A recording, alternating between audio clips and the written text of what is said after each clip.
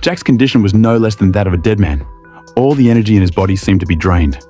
As he kept walking, when his legs finally gave up, he grabbed a big tree nearby and started shaking it violently.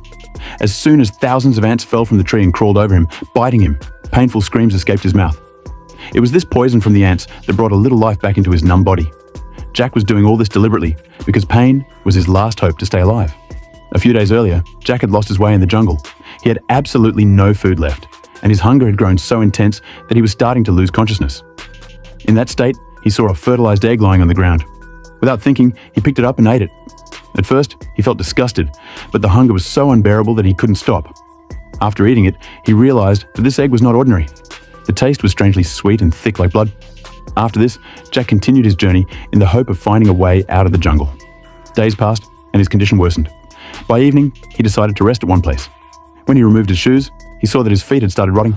The pus and foul smell were so terrible that tears rolled down his eyes. But he had no time to rest. The next morning, he set off again. Suddenly, he noticed a paw print on the ground. His heart leapt with joy. Maybe there's a human here. He started shouting loudly, "Hello, is anyone there?"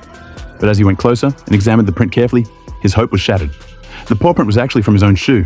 When he compared it with his foot, it matched exactly.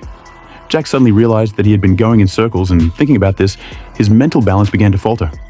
A little later, when he was drinking water seeping from a rock, suddenly he heard the sound of an airplane above. Jack's heart leapt with joy. He quickly climbed up the rock, waving both hands and screaming with all his strength. But his voice was so weak that it couldn't reach the plane flying high in the sky. When the plane went far away, Jack sat there and cried. While resting, he fell asleep. When he woke up, he saw a girl sitting next to him. Jack started moving closer to her, but the girl suddenly began to run away. Jack, frightened, said, "Don't be scared, I won't harm you." After some time, the girl stopped. That night, both of them lay down together. But when Jack woke up in the middle of the night, he saw that there was no girl at all. It was only an illusion. Now Jack's mental state slowly began to break down. The next morning, he started his journey again, but after walking a little distance, he suddenly fell into quicksand. He tried hard to get out, but every move dragged him deeper inside. By evening, his condition had become so bad that he thought everything was over. But he didn't give up, and using branches as support, he slowly managed to pull himself out. The next morning, when he opened his eyes, he saw a boat floating in the nearby river. 2 men were aboard the boat. Jack's heart once again filled with hope. He waved his hands with all his strength and shouted. The men on the boat noticed him.